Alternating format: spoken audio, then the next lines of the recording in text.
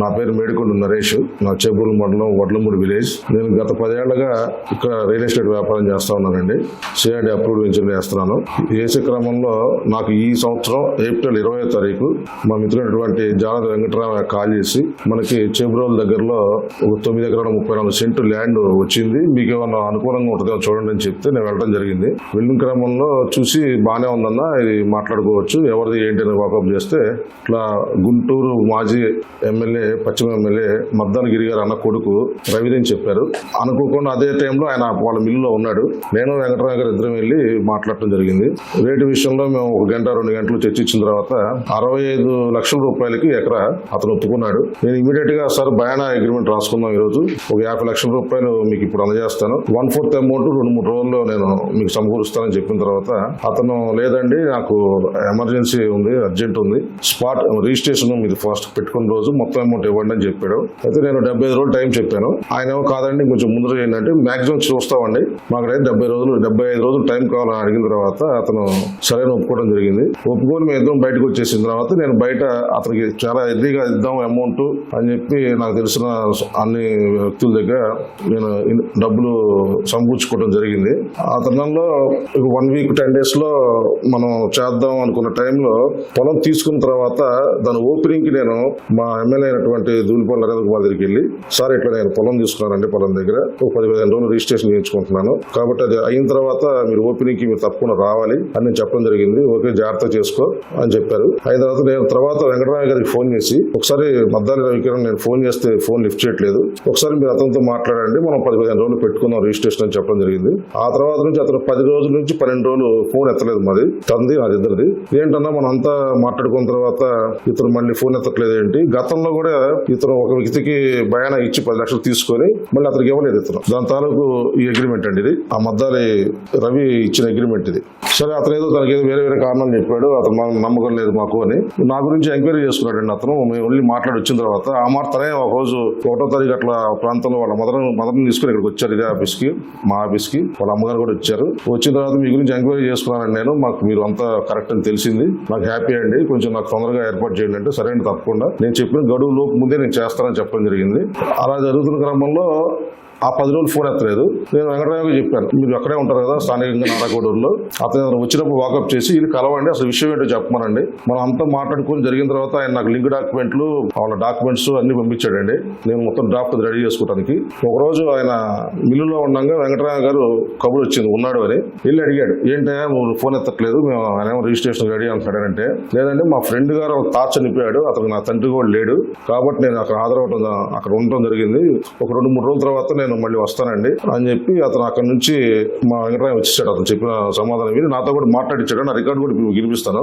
2 రోజులు సార్ మాట్లాడు, మీరు 2 రోజులు పడింది కదా వచ్చేదానికి, ఈ లోపు మాట్లాడదాంలే అంటున్నాడు, రేపు మాట్లాడదాంలే అంటాడు, కాదు మీరు మాట్లాడండి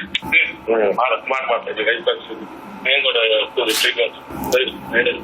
నరేష్ గారు చెప్పండి. సార్ ఇది మా ఫ్రెండ్ వాళ్ళ తాచని పెట్టండి, వాళ్ళ డాడీ కూడా లేరు, అక్కడే ఉంటాడు గురించి శనివారం పూట మధ్యాహ్నం పూట, అది వాడు ఊళ్ళో లేకపోతే అక్కడే ఉన్నా నేను. తదుపరి అతను చెప్పడం ఏంటంటే, లేదండి మా బాబాయ్ అయినటువంటి మద్దాలి గిరి గారు నన్ను ఒత్తిడి చేసి బ్రహ్మరావు దగ్గర కూర్చోబెట్టారు, అది కూడా ఉందండి మీకు వినిపిస్తాను. అదేంటంటే నేను అడిగాను, అదేంటంటే మీరు నాతో మాట్లాడారు కదా, అంత కమిట్ అయింది, ఈ సీక్వెన్స్ జరగక ముందు వీళ్ళ వాళ్ళ బాబాయ్ గారి దగ్గర నేను తీసుకెళ్ళాడు. మిల్లి దగ్గరికి వస్తారండి రండి అన్నాడు ఒక రోజు. నేను ఆ రోజు రెడీగా ఇక్కడ కూర్చోనంటే, లేదండి మా బాబు బయటకు వెళ్తున్నారు, రేపు ఇంటికి రండి అంటే నేను ఇంటికి వెళ్ళాను. ఆయన చెప్పారు, బాగుంటుంది బాబు, నాకు మీ ఫామ్ ఫ్లాటింగ్ అని చెప్పి ఐడియా కూడా ఇచ్చింది ఆయన. మేము మామూలుగా 200 స్క్వేర్ యార్డ్ గజాలు చొప్పున వేద్దాం అనుకుంటే, లేదు ఫామ్ ఫ్లాటింగ్ వేయండి, నాకు తెలిసిన డాక్టర్స్ వాళ్ళు చాలా మంది ఉన్నారు ఇన్వెస్ట్ చేసేవాళ్ళు, అందులో కూడా మీకు హెల్ప్ చేస్తాను నేను, ఫామ్ ఫ్లాటింగ్ వేస్తే బాగుంటుంది, బాగా పోతాయని చెప్పారు. ఓకేనండి మంచి ఐడియానే, ఈ ఏరియాలో అట్లాంటిది కూడా లేదు కాబట్టి దానికి అట్లానే చేద్దాం అనుకుంటున్నానని చెప్పాను. చెప్పి బయటకు వచ్చేసిన తర్వాత ఇక మళ్ళీ ఇతను మళ్ళీ ఫోన్ ఎత్తడు. ఏంటంటే ఒకరోజు మా జాలద వెంకటరామయ్య గారు మాట్లాడితే, లేదు ఇట్లా మేము బ్రహ్మరావుడికి ఇచ్చేసాము, మా బాబాయ్ ఒత్తిడితో అటు ఇచ్చామని మాట్లాడాడు. సరే అదేంటి బాబు మనం మాట్లాడుకున్నాం కదా, ముందు అంతా అయిపోయింది, నేను డబ్బులు రెడీ చేసుకున్నా, తెచ్చాను, ఆల్రెడీ 75-80% అమౌంట్ రెడీ చేసుకున్నాను, 15-20% అమౌంట్ కోసం వెయిట్ చేస్తాను, ఆ క్రమంలో నేను ఇలా చెప్పడం ఏంటి తప్పు కదా అంటే, లేదండి అని చెప్పి ఎస్కేప్ చేయడం జరిగింది. ఆ తర్వాత నరేంద్ర అన్న నాకు కాల్ చేశారు. ఇది జరిగిన తర్వాత బ్రహ్మరావు రామచంద్రరావు గారు నరేంద్ర అన్నకు కాల్ చేసి, ఏమండి అన్న ఇట్లా మీ దాంట్లో ఏదో 9 ఎకరాలు ల్యాండ్ వచ్చింది, పలానా దగ్గర పలానా అని చెప్పడం జరిగింది. నేను గతంలోనే అన్నకు చెప్పాను, అన్న ఇట్లా పొలం తీసుకున్నాను, మీరు ఓపెనింగ్ మీరు రావాలని, ఎవరి దగ్గర తీసుకున్నానో ఎంత తీసుకున్నానో మామూలు చెప్పాను.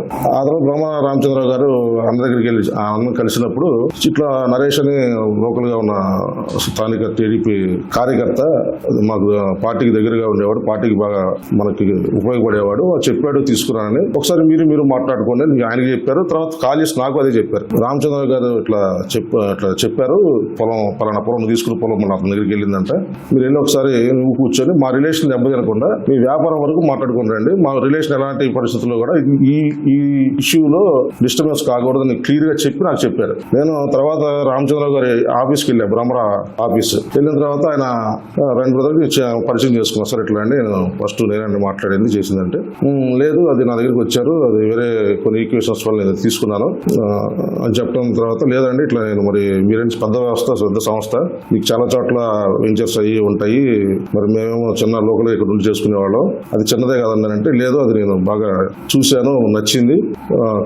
కాబట్టి నేను చేస్తాను, మీకేమైనా కావాలని అడిగారు. అసలు అట్లా వద్దండి, మేము తీసుకునే వ్యక్తులం కాదు, మేమంతా రైతువారి వ్యవహారంగా పుట్టి పెరిగిన వాళ్ళం అండి, మేము ఒక రూపాయి పెట్టుబడి పెట్టకుండా అనా పైసా కూడా ఏం ఆశించాం మేము అని చెప్పిన తర్వాత, సరే నువ్వు ఇంకొకసారి కలుద్దాం మనం అని చెప్పడం జరిగింది.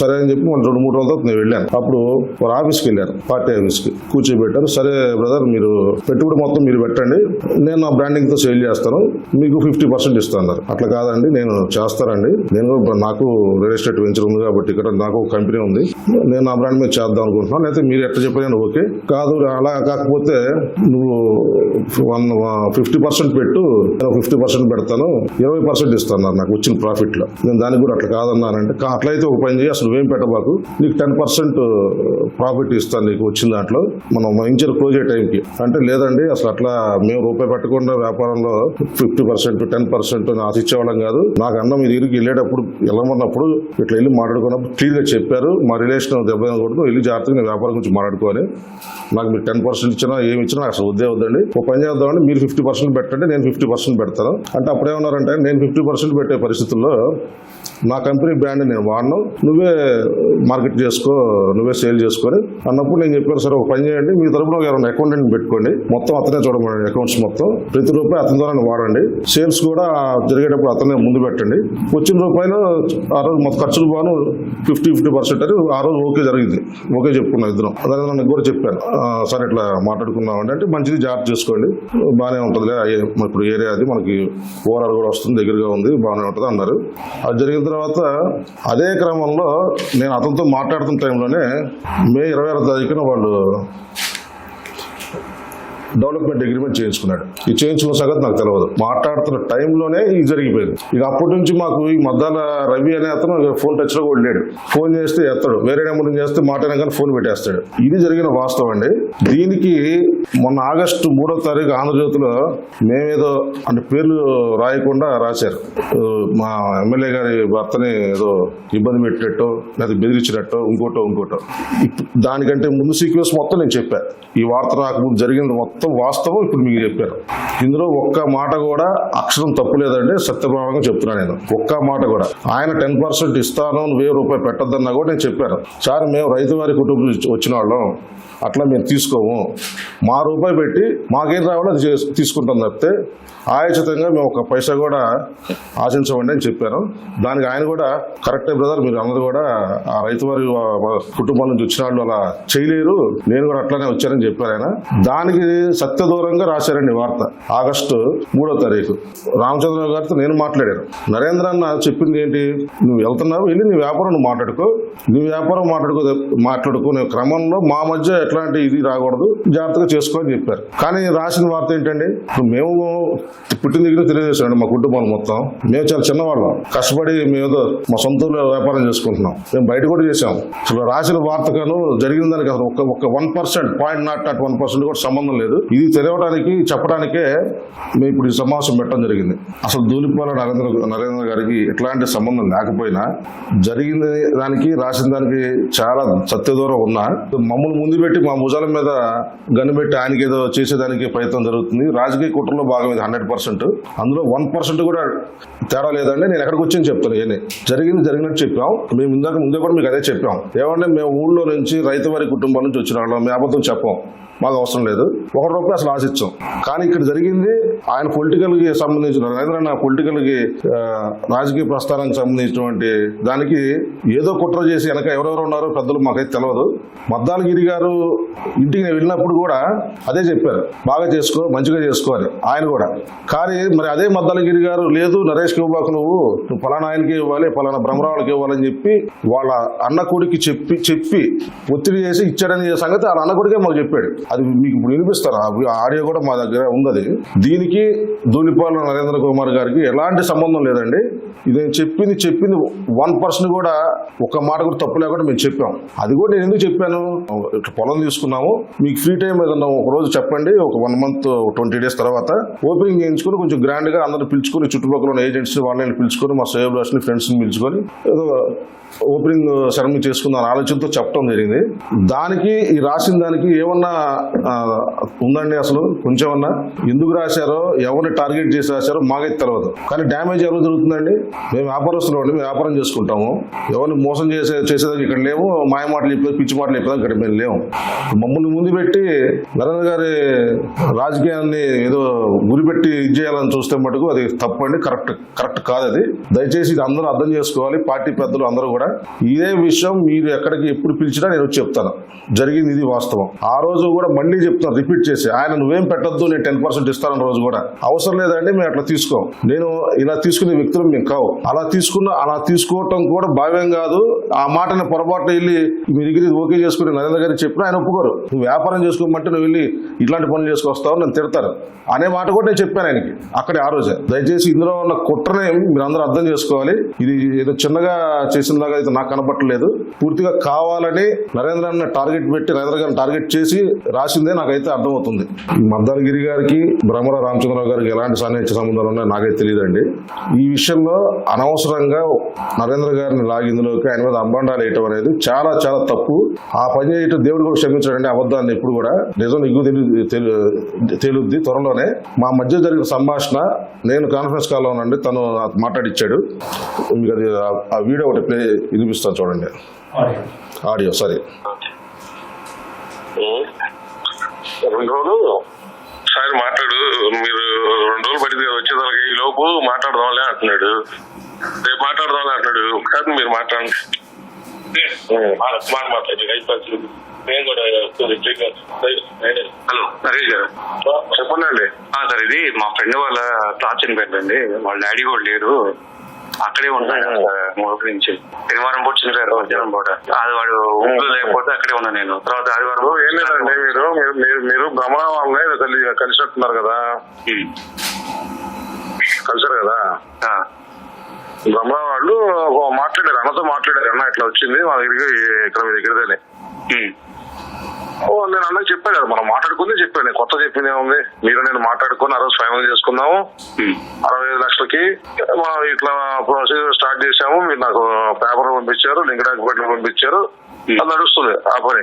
అది నడుస్తూ తర్వాత కదా మళ్ళీ మీరు వాళ్ళ దగ్గరికి వెళ్ళింది మళ్ళీ.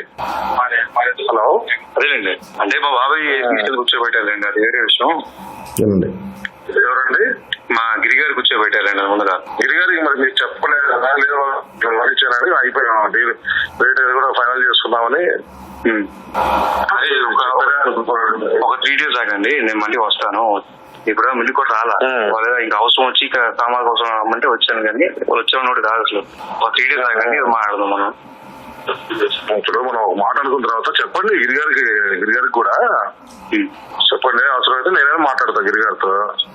ఇప్పుడు గిరిగారి ఆఫీస్ లో కూడా మనం మాట్లాడుకున్నాం కదండి. అవునండి. మరి ఎట్లా ఇప్పుడు ఆయన చెప్పిన ఆయన కానీ చెప్పారు, ఇది ఇట్లా కాదు, ఇది ఇట్లా అట్టా అని. సరే అదే బాగానే ఉంది, మంచి ఆలోచన, అది కూడా చెప్పాను. మళ్ళీ దానిలో మళ్ళీ డీవియేషన్ తీసుకోవటం కరెక్ట్ కాదు కదండి. సరే మీరు చెప్పండి. కొంచెం 3 days మళ్ళీ మాడతా. నేను మళ్ళీ అంటే మా ఫ్రెండ్ దగ్గరికి వెళ్ళాలి, అందుకని వాళ్ళ 2 రోజులు అయింది. సరేనండి, సరే పర్లేదు. 2-3 రోజులకి ఏమొచ్చింది, బాగా మాట్లాడదాం, ఇబ్బంది లేదు. సరే అండి, రండి, వచ్చిన మాట్లాడదాం. మాట్లాడేది ఇప్పుడు నా పని చేసుకోమన్నారు. హలో హలో చెప్పండి. అన్న ఇప్పుడు రవి గారికి క్లియర్ గా చెప్పు, మీరు వర్క్ చేసుకోండి అన్నారు, పేపర్ పంపించారు, రేట్ ఫైనల్ చేశారు. అంత అయిన తర్వాత మరి మేము అది కరెక్ట్ కాదన్నది. నలుగురిలో మాట్లాడారంటే ఎట్లా ఉంటది, చండాలంగా ఉంటది. లేదు లేదు, గిరిగారు తీసుకెళ్ళి కూర్చోబెట్టాడు. అవును గిరిగారికే చెప్తాము, గిరిగారే కదా ఆ రోజు మాట్లాడేది. కమిట్మెంట్ అయిన మాట నేను గిరిగారు తీసుకెళ్ళాడు, నేను కాదు. ఇట్లా నేను 2 రోజుల్లో కలిసి మీతో మాట్లాడి చేద్దాం అంటున్నాడు. ఆయన నరేంద్రనే ఫోన్ చేశారు, ఆయన బ్రహ్మ ఆయన అలా చెప్పారు, మావాడు మాట్లాడుకుని ఎంత చేశాడని చెప్పాడు నాకు. మరి ఇదేంటని సరే చెప్పండి. చేస్తాడు. ఓకే సరే సార్, ఈ ఇష్యూ జరగక ముందు పేపర్ రాకముందు జరిగిన వాస్తవాన్ని మీకు వివరించాను. దాని గురించి మిమ్మల్ని కలవడం జరిగింది ఈరోజు. నమస్కారం.